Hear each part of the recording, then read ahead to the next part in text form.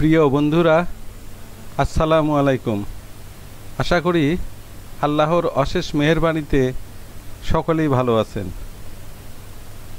বন্ধুরা, এর আগে পরপর দুইটি ভিডিওতে দেখানো হয়েছিল এমএস এক্সেল প্রোগ্রাম ব্যবহার করে খুবই জনপ্রিয় লেফট, রাইট এবং মিড ফাংশন ব্যবহার করার পদ্ধতি। আর আজকের এই ভিডিওতে দেখতে পাবেন এমএস এক্সেল প্রোগ্রাম ব্যবহার করে REPT রেপ্ট এবং লেন ফাংশনের ব্যবহার পদ্ধতি। প্রথমে রেপ ফাংশন ব্যবহার করার পদ্ধতি। বন্ধুরা, এমএস এক্সেল প্রোগ্রামে আমি আগে থেকেই এই ধরনের একটি টেবিল তৈরি করে রেখেছি যেখানে কয়েকটি পণ্যের নাম এন্ট্রি দেওয়া আছে। আর এই আইটেমগুলো দিয়েই আজকের এই ভিডিওতে ফাংশন দুটির ব্যবহার পদ্ধতি সম্পর্কে দেখানো হবে। কার্যক্রমটির শুরুতেই একটু জেনে রাখুন, রিপিট বা REPT রেপ্ট ফাংশনটি দ্বারা কোনো একটি সেলের টেক্সট বা লেখাকে ভিন্ন আরেকটি সেলে একাধিকবার শো করানোর কাজে ব্যবহার করা হয়ে থাকে। অর্থাৎ ধরুন এই B5 সেলে কিবোর্ড লেখাটিকে ভিন্ন আরেকটি সেলে কিবোর্ড এইভাবে যতবার খুশি ততবার শো করাতে চাচ্ছেন, সেক্ষেত্রে এই রেপ্ট ফাংশনটি ব্যবহার করা হয়ে থাকে। আবার এই ফাংশনটি দ্বারা একই সেলের ভিতরেও কোনো একটি লেখাকে একাধিকবার শো করানো যায়। যেমন ধরুন, আমি এখানে এই C2 সেলে কার্সারটি রেখে একটি সমান চিহ্ন দিয়ে লিখলাম রেপ্ট, এরপর একটি ফার্স্ট ব্র্যাকেট। এবার এর নিচে এখানে লক্ষ্য করে দেখুন, সমান চিহ্ন দিয়ে রেপ্ট লেখার পর ফার্স্ট ব্র্যাকেট দেওয়ার সাথে সাথে এখানে ছোট্ট করে লেখা ভেসে উঠেছে টেক্সট কোমা, এরপর নাম্বার অফ টাইমস, এরপর ব্র্যাকেট ক্লোজ। এখানে একই সেলের ভিতরে আউটপুট শো করাতে চাইলে এই টেক্সটের জন্য লেখাটি অবশ্যই ইনভার্টেড কোমার ভিতরে লিখতে হবে। আর যে টেক্সট ইনভার্টেড কোমার ভিতরে লেখা হবে সে টেক্সটটি এখানে কতবার শো করাতে যাচ্ছেন সেটা এই কোমার পর নাম্বার অফ টাইমসের জন্য সেই সংখ্যা উল্লেখ করে দিতে হবে। যেমন ধরুন, আমি এখানে ডবল ইনভার্টেড কোমার ভিতরে লিখলাম ল্যাপটপ, এরপর একটি কোমা দিয়ে 3 লিখে ব্র্যাকেট ক্লোজ করে দিলাম। এখানে এই কমান্ডটির অর্থ হলো এই ইনভার্টেড কোমার ভিতরে এই ল্যাপটপ লেখাটিকে এই সেলের ভিতরেই 3 বার শো করাতে যাচ্ছি। এখানে অবশ্য এই 3 এর স্থলে যতবার শো করাতে চাইবেন সে সংখ্যা লিখে দিতে হবে।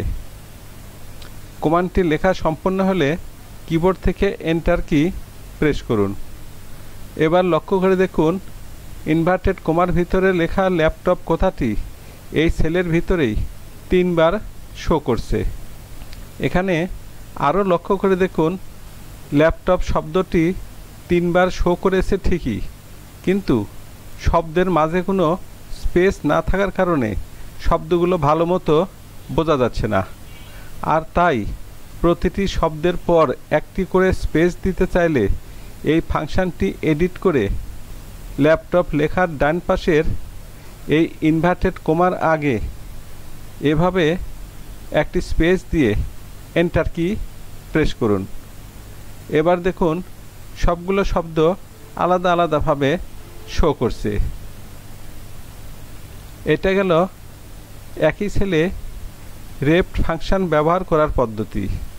এবার দেখাবো ভিন্ন আরেকটি সেলের লেখা থেকে রেপ্ট ফাংশন ব্যবহার করে কিভাবে অন্য একটি সেলে ওই টেক্সট বা লেখাটি একাধিকবার শো করানো যায় সেই পদ্ধতি। এই পদ্ধতির জন্য মনে করুন এই B কলামের আইটেমের নিচের এই কিবোর্ড লেখাটিকে এই C কলামের এই রেপ্ট হেডিংয়ের নিচে এই C5 সেলে 4 বার শো করাতে চাচ্ছেন, সেক্ষেত্রে এই বরাবর এই লেফট হেডিংয়ের নিচে এই C5 সেলে কার্সারটি রেখে একটি সমান চিহ্ন দিয়ে লেফট লিখে ফার্স্ট ব্র্যাকেট দেওয়ার পর এই টেক্সটের জন্য এই B5 সেলে একটি ক্লিক করার পর একটি কোমা দিয়ে, যেহেতু আমরা শব্দটি 4 বার শো করাতে যাচ্ছি সেজন্য এই কোমার পর 4 লিখে ব্র্যাকেট ক্লোজ করে এন্টার দিলাম। এবার লক্ষ্য করে দেখুন উক্ত B5 সেলের কিবোর্ড লেখাটি এই C5 সেলে 4 বার শো করছে। এবার এই কমান্ড বা ফাংশনটি কপি করে নিচের সেলগুলোতে দিয়ে দিন এবং লক্ষ্য করে দেখুন সবগুলো সেলেই বি কলামের আইটেম নেমগুলো এই লেফট হেডিংয়ের নিচে 4 বার করে শো করছে। এক্ষেত্রে এই লেখাগুলোতেও কোনো স্পেস না থাকার কারণে শব্দগুলো ভালো মতো বোঝা যাচ্ছে না, আর তাই প্রতিটি শব্দের পর একটি করে স্পেস দিতে চাইলে প্রথম পদ্ধতি এই B5 কলামটির লেখার শেষে একটি স্পেস ব্যবহার করে রাখলে লেখাগুলো আলাদাভাবে শো করবে। আর যদি প্রতিটি শব্দের পর একটি করে কোমা দিতে চান সেক্ষেত্রে এই শব্দের সাথে একটি কোমা ব্যবহার করবেন। এর আরেকটি পদ্ধতি হলো এই ফাংশনটি এডিট করে ব্র্যাকেটের ভিতরে এই D5 এর পর একটি এন্ড সাইন ব্যবহার করে ডবল ইনভার্টেড কোমার ভিতরে একটি কোমা, এরপর একটি স্পেস দিয়ে এন্টার কি প্রেস করুন। এবার দেখুন সবগুলো শব্দ আলাদা আলাদাভাবে কোমা সহ শো করছে। এবার লেন ফাংশনের ব্যবহার পদ্ধতি। এই লেন ফাংশন দ্বারা কোনো একটি সেলের কোনো একটি লেখার ভিতরে কতগুলো শব্দ বা ক্যারেক্টার আছে সেটা বের করা হয়ে থাকে। অর্থাৎ মনে করুন এই B5 সেলে কোনো একটি লেখা আছে, সেই লেখাতে মোট কতগুলো শব্দ বা ক্যারেক্টার ব্যবহার করা হয়েছে সেটা বের করা যায়। এই পদ্ধতির জন্য একই সেলে সে সংখ্যা শো করাতে চাইলে উদাহরণস্বরূপ এই D2 সেলে কার্সারটি রেখে একটি সমান চিহ্ন দিয়ে লিখলাম লেন, এবার একটি ফার্স্ট ব্র্যাকেট। এবার লক্ষ্য করে দেখুন লেন লিখে ফার্স্ট ব্র্যাকেট দেওয়ার সাথে সাথে এর নিচে ছোট্ট করে লেখা ভেসে উঠেছে ব্র্যাকেটের ভিতরে শুধুমাত্র টেক্সট, এরপর ব্র্যাকেট ক্লোজ। এর অর্থ হলো যে টেক্সটটির শব্দ বা ক্যারেক্টার সংখ্যা জানতে চাওয়া হচ্ছে শুধুমাত্র সেই টেক্সটটি ইনভার্টেড কোমার ভিতরে লিখে ব্র্যাকেট ক্লোজ। আমি এখানে ইনভার্টেড কোমার ভিতরে কিবোর্ড লিখে ব্র্যাকেট ক্লোজ করে এন্টার দিলাম।